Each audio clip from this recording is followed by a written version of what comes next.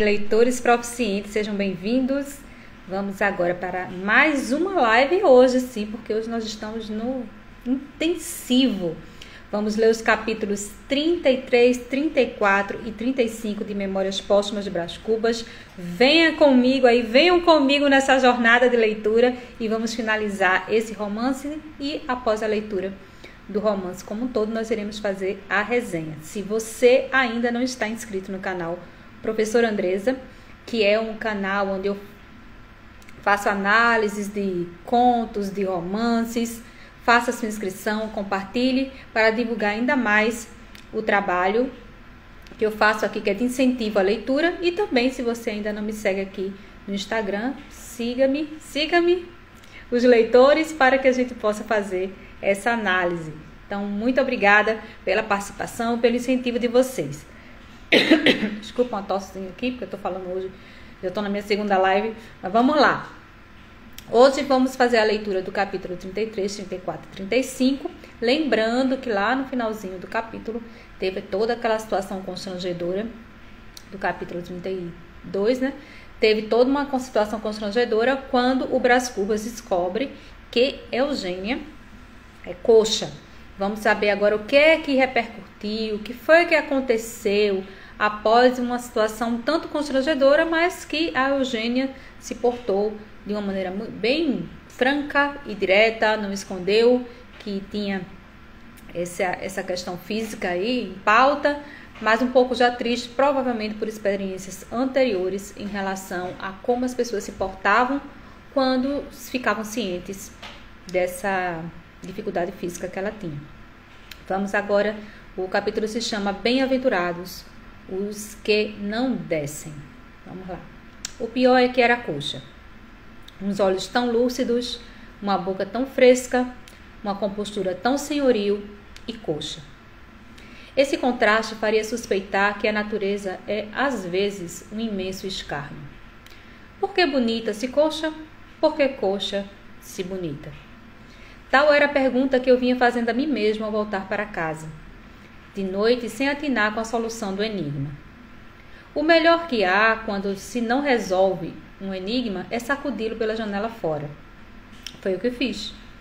Lancei mão de uma toalha e enxotei essa outra borboleta preta, que é uma fresta de espírito. Deixou novamente entrar o bichinho, e aí fiquei eu a noite toda a cavar o mistério, sem explicá-lo. Amanheceu chovendo. Transferi a descida, mas no outro dia a manhã era límpida e azul. E apesar disso, deixei-me ficar não menos que no terceiro dia, e no quarto até o fim da semana. Manhãs bonitas, frescas, convidativas. Lá embaixo a família chamar-me, e a noiva, e o parlamento, e eu, sem acudir a coisa nenhuma, enlevado ao pé da minha Vênus manca. A Vênus manca aqui ele está se referindo a Eugênia. Enlevado é uma maneira de realçar o estilo. Não havia enlevo, mas gosto, uma certa satisfação física e moral. Queria-lhe, é verdade, ao pé dessa criatura tão singela, filha espúria e coxa, feita de amor e desprezo, ao pé dela sentia-me bem, e ela creio que ainda se sentia melhor ao pé de mim. E isto na Tijuca. Uma simples égloga. Dona Eusébia vigiava-nos, mas pouco. Temperava a necessidade com a conveniência. A filha, nessa primeira explosão de natureza, entregava minha alma em flor. O senhor desce amanhã? Disse-me ela no sábado. Pretendo. Não desça. Não desci. E acrescentei um versículo ao Evangelho. Bem-aventurados os que não descem, porque deles é o primeiro beijo das moças. Com efeito, foi no domingo desse primeiro beijo de Eugênia, o primeiro que nenhum outro varão jamais lhe tomara, e não furtado ou arrebatado, mas candidamente entregue, como um devedor honesto paga uma dívida. Pobre Eugênia, se tu soubesses que ideias me vagavam pela mente fora naquela ocasião, tu trêmula de comoção, com os braços dos meus ombros, a contemplar em mim o teu bem-vindo esposo, e eu com os olhos de 1814, na moita, no vilaça, e a suspeitar que não podias mentir ao teu sangue, à tua origem. Dona Eusébia entrou inesperadamente, mas não tão súbita que nos apanhasse ao pé um do outro. Eu fui até a janela. Eugênia sentou-se a consertar uma das tranças. Que dissimulação graciosa! Que arte infinita e delicada! Que tartufice profunda! E tudo isso natural, vivo, não estudado. Natural como o apetite, natural como um sono. Tanto melhor. Dona Eusébia não suspeitou nada. Então a gente vai observar como esse Brás Cubas é terrível. Ele tem aqui uma falha de caráter que é notória. Observem que ele já estava ciente de que a menina era coxa. E mesmo assim, como ele usa aquela analogia, todo aquele aspecto simbólico, que é bem psicológico aqui, sobre essa história da borboleta, veja que ele afasta a borboleta como aconteceu com a anterior. Ou seja, a dúvida, o receio e até um certo conceito moral meio que é colocado de lado, pelo fato de que ele sim dizia gostar de Eugênia, né? Dizia gostar, se sentia bem ao lado dela, mas era profundamente preconceituoso em relação à condição física de Eugênia. Observe que ele diz, por que bonita se coxa, por que coxa se bonita? Ou seja, dando a ideia de que, nossa, que absurdo, que injusto, né? Como o mundo é cruel, como assim uma moça tão bonita como Eugênia ser coxa, era algo inadmissível. E ele ficava pensando nisso o tempo todo. E aí, o que acontece? Era conveniente para também a Dona Eusébia que o Brás Cubas se aproximasse, sim, de Eugênia. No entanto, observem que há um pedido para que ele não desça, porque essa ideia de que ele fala que descer, é porque se ele descesse, ele iria se encontrar com a família da Virgília, que era a noiva, vamos dizer assim, ou pretendida a essa altura. Lembrando que o pai de Brás Cubas já havia o intimado, né, que ele coloca como proposta, mas foi praticamente uma intimação, a se posicionar em relação à sua entrada na carreira política e também com casamento com Virgília, pelo fato do pai de Virgília ser um homem muito influente politicamente. Então, tudo aí é a questão dos interesses, das aparências, das negociações. Tem um amor aqui, não é um amor, é um negócio. Eles nem se conheciam assim, para ter um enlace, um romance para o casamento, mas porque seria conveniente para ambas as partes que os dois se envolvessem e se casassem. Então seria interessante para a própria Virgília e para a família da Virgília, e seria importante também para o Brás Cubas, que até então, observe, um homem que até então não trabalhou em nada, não fez nada da vida, vivia só do que o pai proporcionava, um homem de família rica, que vivia ali só gozando dos benefícios do valor financeiro da família, mas que o pai estava querendo que ele se encaminhasse de alguma forma para dar continuidade ao prestígio, às posses daquele nome de família, que era algo muito, vamos dizer assim, importante nessa época aqui, principalmente. Mas aqui a gente vê que sim, ele é muito preconceituoso, ele coloca aqui um preconceito também em termos até de uma falta de caráter, porque a menina de fato estava apaixonada por ele, e aí ela acredita tanto que de repente, pelo fato de ele não ter descido ainda, se encontrado com Virgília, provavelmente deve ter passado pela cabeça da Eugênia que haveria alguma chance de ela ter um enlace ali com o Brás Cubas. Então ele meio que ilude mesmo, porque ele quer tirar uma casquinha, mas não tem nenhum interesse de casar com a coxa. Ora, como é que ele iria casar com a coxa? Veja que a opinião dos outros, né, nesse meio aqui é algo muito forte. Então ele, quando dá esse primeiro beijo, a menina estava ali trêmula, nervosa, seria o primeiro beijo dela. Veja como ele se gaba quando ele coloca aqui que seria o primeiro varão a ser beijado. Observe o quanto o Brás Cubas, ele tem uma necessidade de se autoafirmar, de se colocar acima, de se colocar como um super-homem, irresistível e maravilhoso. Ele é muito vaidoso. Muito vaidoso.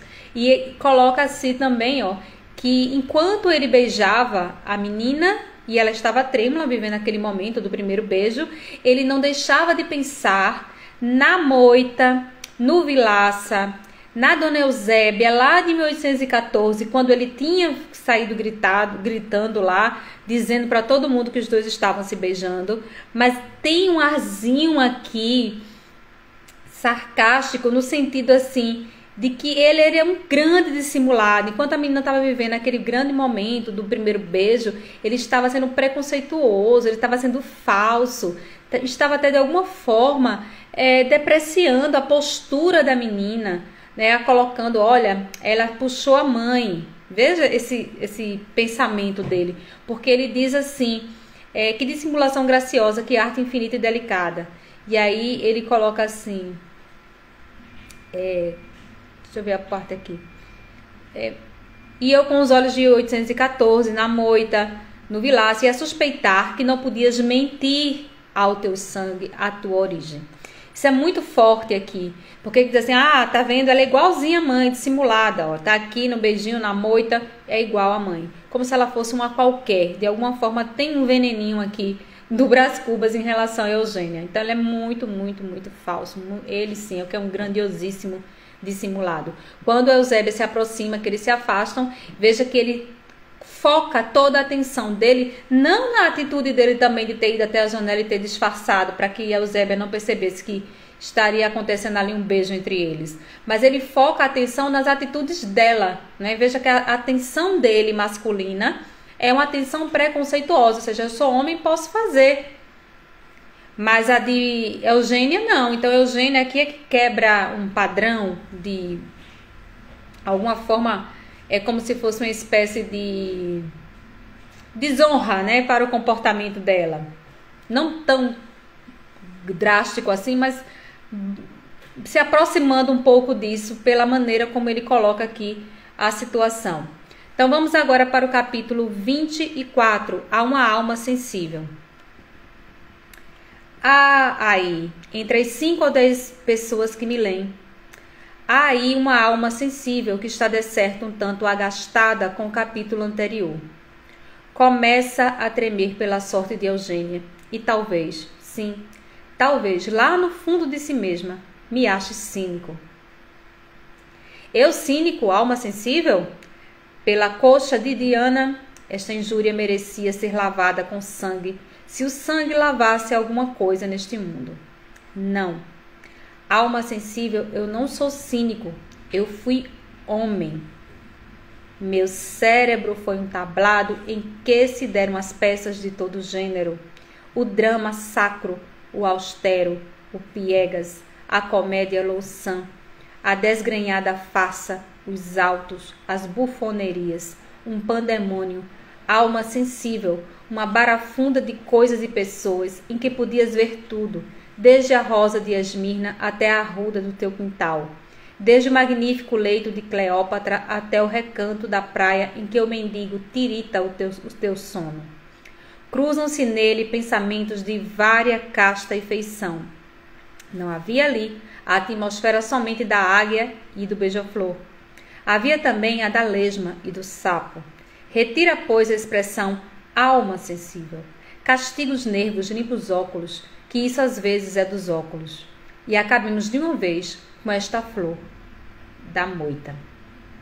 Então vejo aqui que ele, mesmo que já se coloca, imagino que você, enquanto leitor, vai reprovar esse meu comportamento, mas não, fui homem. Veja que mais uma vez, como é sempre comum, o Brás Cubas acaba justificando seu mau caratismo, né? Sempre criando uma situação que justifica o fato dele ter agido de uma forma ou de outra, né? Então ele diz assim, alma sensível, imagino que você está me achando cínico por ter me comportado, por ter pensado dessa forma, mas não, neste momento eu fui homem. E aí ele coloca um ponto final quando ele diz aqui: e acabemos de uma vez com esta flor da moita, se referindo a Eugênio. Ou seja, acabou essa história, foi lá o beijo, tirei minha casquinha, tá tudo certo, agora a vida que segue. Vamos agora para o capítulo 25, que é o último capítulo desta live, o caminho de Damasco. Ora, aconteceu que 8 dias depois, como eu estivesse no caminho de Damasco, ouvi uma voz misteriosa que me sussurrou as palavras da Escritura: levanta-te e entra na cidade. Essa voz saía de mim mesmo e tinha duas origens: a piedade que me desarmava ante a candura da pequena e o terror de vir a amar deveras e desposá-la, uma mulher coxa. Quanto a este motivo da minha descida, não há duvidar que ela o achou e mo disse. Foi na varanda, na tarde de uma segunda-feira, ao anunciar-lhe que na seguinte manhã viria para baixo. Adeus, suspirou ela, estendendo-me a mão com simplicidade. Faz bem. E como eu nada dissesse, continuou: faz bem em fingir ao ridículo de casar comigo. Ia dizer-lhe que não. Ela retirou-se lentamente, engolindo as lágrimas. Alcancei a poucos passos e jurei-lhe por todos os santos do céu que eu era obrigado a descer, mas que não deixava de lhe querer, e muito, tudo hipérboles frias, mas que ela escutou, sem dizer nada. Acredita-me? Perguntei eu no fim. Não, e digo-lhe que faz bem. Quis retê-la, mas o olhar que me lançou não foi já de súplica, senão de império. Desci da Tijuca na manhã seguinte, um pouco amargurado, outro pouco satisfeito. Vinha dizendo a mim mesmo que era justo obedecer a meu pai, que era conveniente abraçar a carreira política, que a Constituição, que a minha noiva, que o meu cavalo. E aqui finalizamos o capítulo 25. Aliás, 35. Então, o que a gente vai observar? Que ele vai se despedir de Eugênia, de alguma forma dar uma satisfação, porque ele sabia o quanto ele havia, sim, dado esperanças de que poderiam ter um tipo de relacionamento. E ela, eu achei muito interessante o caráter, a postura da Eugênia, porque ela diz aqui: faz bem não passar o ridículo de casar comigo. Então ela é muito direta, ela diz assim: você está dizendo isso, que vai descer, que vai se encontrar com sua noiva, que vai dar continuidade a essa história lá do seu pai, do envolvimento com seu pai, mas eu sei que no fundo é porque você tem vergonha da minha condição física. Então ela é muito certeira nisso. Então você faz bem, vai embora, né? Então, mas observem também o seguinte, que quando ele diz que vai embora, ele não aceita essa franqueza, essa maneira que ela tem de ser muito direta ao ponto e de constatar que ele não estava se despedindo dela porque, na verdade, ela era coxa, né? Que tem essa condição física. Ele vai lá, como galanteador, dizer que não, como ele coloca aqui, cheio de hipérboles frias. Olá, Roberta, seja bem-vinda, obrigada. Então, ele coloca aqui essa ideia de que ela, na verdade, iria cair naquela trama dele, de bom conquistador, de dizer que não, que ele só estava se separando dela porque ele precisava cumprir os desígnios lá do pai dele. Então, tudo conversa fora, né? Na verdade, ele estava querendo, era de alguma forma até nem sair por baixo. Veja que ele disse que no caminho, mesmo quando após ele ter dito tantas palavras bonitas, tentando convencê-la de que ele estava se separando dela, não pelo fato dela ser coxa, mas porque ele precisava cumprir o que o pai havia determinado, mas veja que ele disse que sai um pouco aliviado, mas também um pouco insatisfeito. Então, o ego do Brás Cubas é muito forte. Gente, ele o tempo todo ele se acha o máximo. Como ele percebeu que a menina segurou a lágrima, já foi direto ao ponto e não ficou tão grandemente abalada como ele esperava, ou provavelmente, ou desejava que acontecesse naquele instante, ele já sai um pouco insatisfeito, meio com orgulho ferido. Ela, apesar de muito jovem, a Eugênia tinha 16 anos, ela foi muito, assim, veja que ele coloca até uma expressão, ela tem um olhar de império, ou seja, ela não se dobrou ali àquela situação de humilhação. Ela sabia que, na verdade, ele não queria casar com ela por causa desse motivo. Então, o Brás Cubas com a Eugênia nada mais fez do que se aproveitar do sentimento dela. Ele queria lá os beijinhos, né? Ter algum tipo de relação com ela mesmo que passageira, mas não havia um interesse genuíno de firmar um compromisso e de estar com ela. Ele nunca teve isso.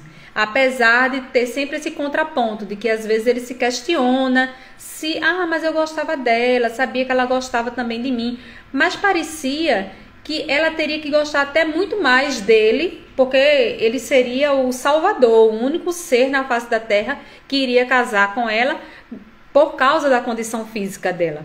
Então era mais ou menos nessa situação que ele se colocava. E isso é muito forte aqui na narrativa, né? O quanto ele é preconceituoso, o quanto ele vê a situação dela como algo que seria desprezível e que absurdo, como assim? Uma menina tão bonita, né, tão graciosa ser coxa. Então existia assim um preconceito e ele na verdade queria se manter ali naquele modelo social em que ele se sentisse o pavão, né?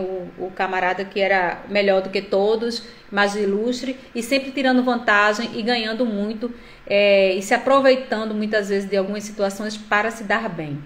Então aqui nesse final, ele finaliza o final desse capítulo, que é o 35, dizendo assim: vinha dizendo a mim mesmo que era justo obedecer a meu pai, que era conveniente abraçar a carreira política, que a Constituição, que a minha noiva, que o meu cavalo. Então, sempre as coisas que iriam fazer com que ele permanecesse com status à frente de qualquer coisa. Inclusive, à frente de magoar uma menina que ele já saberia, né? Ele já tinha uma ideia de que não iria dar continuidade à relação com ela. Então, nós estamos fazendo a leitura do Memórias Póstumas de Brás Cubas. Hoje eu já estou na minha segunda live, estou lendo de 3 em 3 capítulos. Como é um romance que tem 161, se eu não me engano, 161 capítulos, a partir de hoje eu vou começar a fazer mais de uma live de 3 em 3 para não ficar muito cansativo, uma live muito extensa. E no final a gente vai fazer uma resenha do romance como um todo. Muito obrigada pela participação de vocês aqui. E aguardem as próximas lives, está no feed do Instagram e também no canal do YouTube que se chama Professora Andresa. É só pesquisar lá, se inscrever, compartilhar e vamos ter mais leitores proficientes espalhados aí pelo mundo. Beijo para vocês, obrigada pela participação e até a próxima.